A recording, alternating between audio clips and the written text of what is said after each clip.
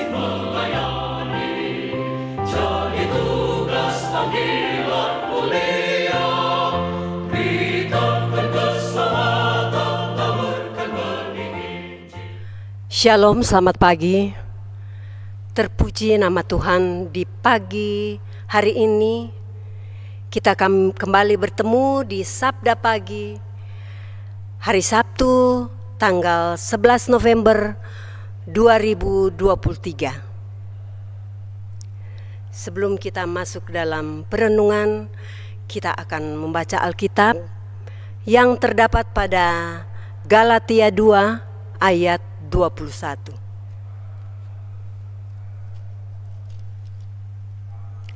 Yang berbunyi demikian, aku tidak menolak kasih karunia Allah, sebab sekiranya ada kebenaran oleh hukum Taurat, maka sia-sialah kematian Yesus Kristus. Mari kita satu dalam doa.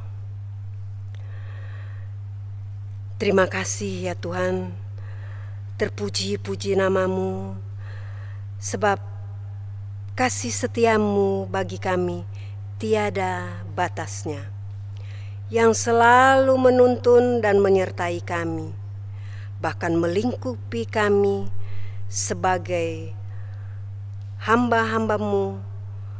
Bahkan Tuhan, tolong kami agar kami selalu bersandar hanya ke dalam tangan kasih-Mu. Ini doa dan syukur kami Tuhan. Haleluya. Amin.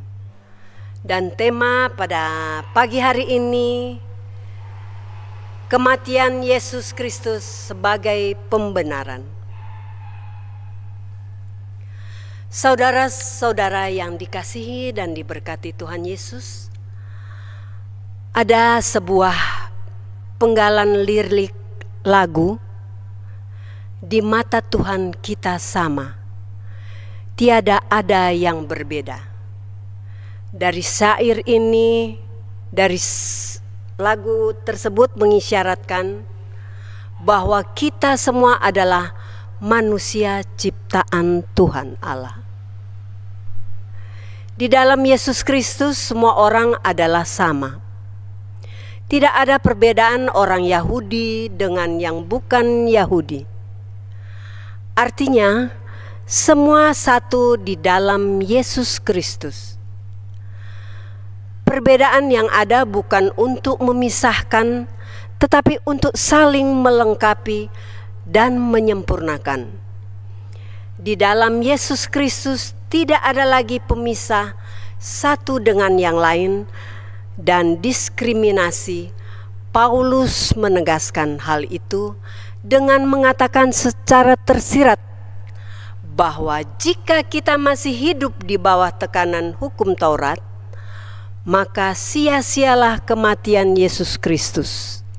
Maka sia-sialah kematian Yesus Kristus jika perbedaan yang ada di dalam diri kita masing-masing memisahkan kita. Maka sia-sialah kematian Yesus Kristus.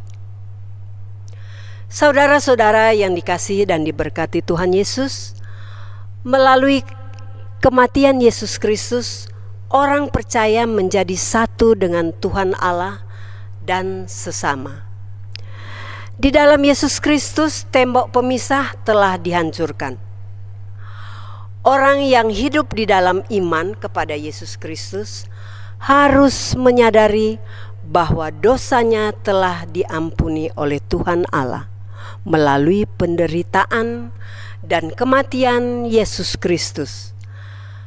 Karya penebusan Yesus Kristus lewat kematiannya menyatakan begitu besar kasih karunia Tuhan Allah atas manusia, sehingga kasihnya seharusnya dinyatakan kepada banyak orang dengan tidak mengenal batas waktu, tempat, dan perbedaan latar belakang kehidupan satu dengan yang lain.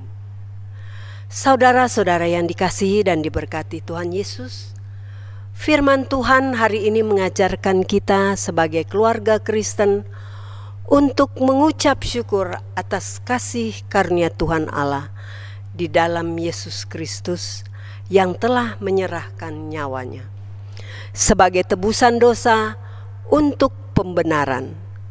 Ketika seseorang berpikir bahwa melakukan hukum Taurat dapat memperoleh kebenaran, maka sia-sialah kematian Yesus Kristus.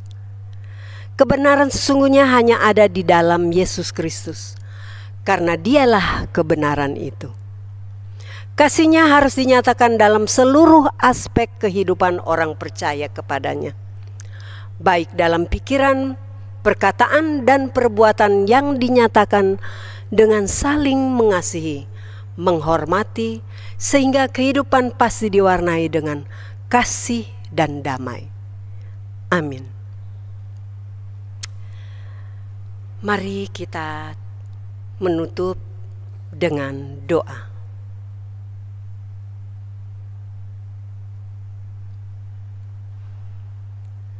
Ya Tuhan Allah, terima kasih atas pemeliharaan-Mu.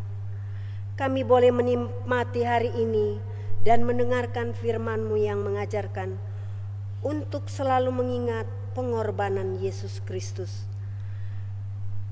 Kami bermohon kiranya kami selalu dimampukan untuk mengatakan kasih-Mu kepada semua orang dan sesama manusia. Terima kasih Tuhan Yesus. Ini doa, syukur, dan permohonan kami. Haleluya, amin. Berarti